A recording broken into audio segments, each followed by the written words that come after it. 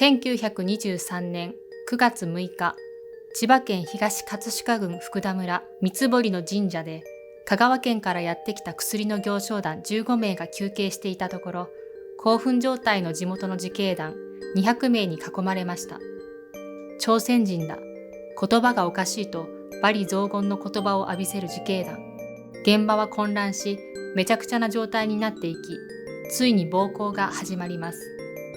行商団15名のうち、子供3名と妊婦1名を含んだ9名が犠牲となり、その遺体も川に流せと近くの利根川に放り込まれました。